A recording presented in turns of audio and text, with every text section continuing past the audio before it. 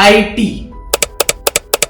एक ऐसा सपना जो माँ बाप देखते हैं अपने बच्चों के लिए, जिससे कि उनका फ्यूचर सिक्योर हो सके। अभी भी काफी सारी आईआईटीज टॉप पर तो है, लेकिन उनकी रेपुटेशन पहले जैसे नहीं है। आईआईटी में जाने के लिए जोसा काउंसलिंग में जब हम ब्रांच सिलेक्शन करते हैं तो हमारे पास बड़े बड़े सपने होते हैं कि ऐसी बड़ी रिसर्च करेंगे, हमारी इतनी अच्छी प्लेसमेंट्स होंगी, हमको कल्चरल फेस्ट में पार्टिसिपेट करने का मौका मिलेगा। पर जैसे पहले आईआईटी थी अब वैसी नहीं है। और भले ही आईआईटी मद्रास को NIRF 1 रैंकिंग मिली हुई है, पर फिर भी QS वर्ल्ड यूनिवर्सिटी रैंकिंग के हिसाब से आईआईटी मद्रास 77th पोजीशन पर है और आईआईटी बॉम्बे और आईआईटी दिल्ली 45th पोजीशन पर है। हालांकि ग्रेजुएशन के तुरंत बाद स्टूडेंट्स का इंडिया छोड़ने का रेट रिसेंटली कम हुआ है, लेकिन फिर भी स्टूडेंट्स या फिर प्रोफेशनल फैकल्टी सिर्फ यही देखती है, एडवांस्ड रिसर्च के मौके, बेटर फंडिंग या फिर बेटर कॉम्पनसेशन पैकेजेस। और जैसे जैसे नए आईआईटीज डेवलप हो रहे हैं उनमें रिसोर्सेज लाना काफी डिफिकल्ट हो गया है, भले वो फैकल्टी हो या इंफ्रास्ट्रक्चर। और जब आप बाहर के देशों में देखो तो global universities usually multi disciplinary learning को अडैप्ट करती है, जिससे कि स्टूडेंट्स को ये आजादी मिलती है कि वो इंजीनियरिंग के सब्जेक्ट्स को ह्यूमैनिटीज, सोशल साइंसेज और मैनेजमेंट के साथ आसानी से जोड़ सके। 2020 से 2021 तक सिर्फ आईआईटी हैदराबाद और आईआईटी मंडी ने अपना टारगेट एनरोलमेंट अचीव किया था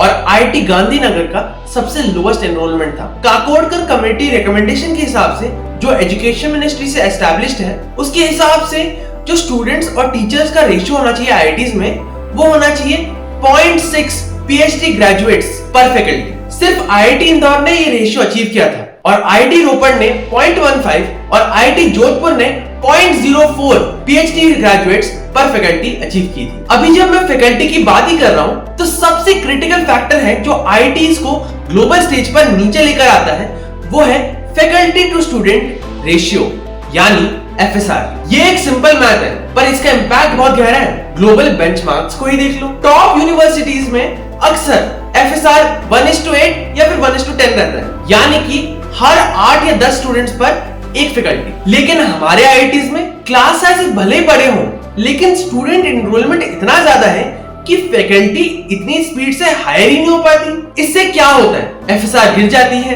रिसर्च आउटपुट कम हो जाती है, फैकल्टी इतनी ओवरबर्डन होती है कि वो टीचिंग का लोड संभाल नहीं पाती और high quality international level research पर फोकस नहीं कर पाती। नए आईआईटीज की बात करें तो लैब फैसिलिटीज, इक्विपमेंट और इंफ्रास्ट्रक्चर पुराने आईआईटीज से मैच नहीं हो पाया अभी तक। आईआईटीज में बहुत ही लेंदी हायरिंग होती है फैकल्टीज की। जो फैकल्टी बाहर ग्लोबल यूनिवर्सिटी से आई है उसकी हायरिंग में भी बहुत टाइम लग जाता है, बहुत सारी कमिटीज लगती हैं, बहुत सारी अप्रूवल्स, बहुत सारी क्लियरेंसेस लगती हैं और इसमें 2 से 3 साल तो लग ही जाते हैं। जैसे जैसे एकेडमिक मार्केट बढ़ती जा रही है, वो फैकल्टी इंडिया में आईआईटीज में पढ़ाना नहीं चाहेगी, बल्कि वो बाहर के देशों में जैसे USA, यूरोप, कनाडा में पढ़ाना चाहेगी, जिसकी हायरिंग प्रोसेस कुछ ही महीने में हो जाती है। तो उसकी वजह से ये टैलेंट को खोना आईआईटी की रिसर्च प्रोफाइल को काफी इफेक्ट कर सकता है। Poor lab management, research teams के पास काफी टेक्निकल स्टाफ नहीं होती है या फिर पोस्ट डॉक्टरल रिसर्चर्स नहीं होते, जिसकी वजह से प्रोफेसर्स को खुद ही लैब मैनेज करनी पड़ती है। अब बाहर की ग्लोबल यूनिवर्सिटीज में देखोगे तो उनके पास बहुत सारा टेक्निकल और मैनेजरियल सपोर्ट रहता है। जब एक प्रोफेसर को इंटरनेशनल ग्रांट मिलती है कोई भी इंटरनेशनल एजेंसी से जैसे DST, SCRB, पर वो पैसा मिलना और उसे इस्तेमाल करना बहुत परेशानी का काम होता है। इसका कारण ये है कि एडमिनिस्ट्रेटिव पेपरवर्क की वजह से जरूरी अप्रूवल्स देर से आते हैं। इसके चलते फंड्स को खर्च करने में बहुत समय लग जाता है। नए आईआईटीज में इंफ्रास्ट्रक्चर डिलेज होते हैं, लैब्स नहीं बन पाती है, रिसर्च फैसिलिटीज नहीं बन पाती है, जिसकी वजह से प्रैक्टिकल एक्सपीरियंस नहीं मिल पाता स्टूडेंट्स को। आईआईटी भुवनेश्वर में अलॉटेड जमीन नहीं मिल पाई थी, एग्जीक्यूशन इश्यूज हुए थे, फॉल्टी फायर सेफ्टी वर्क्स हुए थे, मैन पावर शॉर्टेजेस हुई थी और डिजाइन मिस्टेक्स भी हुई थी, क्योंकि ओडिशा गवर्नमेंट उन्हें फॉरेस्ट लैंड का 140 एकड़ नहीं दे पाए थे, इसलिए वो अपने कैंपस को एक्सपैंड नहीं कर पाए थे। आईआईटीज में घिसा पिटा करिकुलम चल रहा है, जिसकी वजह से स्टूडेंट्स को इंडस्ट्री लेवल एक्सपीरियंस नहीं मिल पा रहा, जिसकी वजह से बहुत कम स्टूडेंट्स कोर फील्ड में इंटरेस्ट ले रहे हैं। अभी प्लेसमेंट्स की बात करूं तो हायर एजुकेशन के पार्लियामेंट्री स्टैंडिंग कमेटी रिपोर्ट के हिसाब से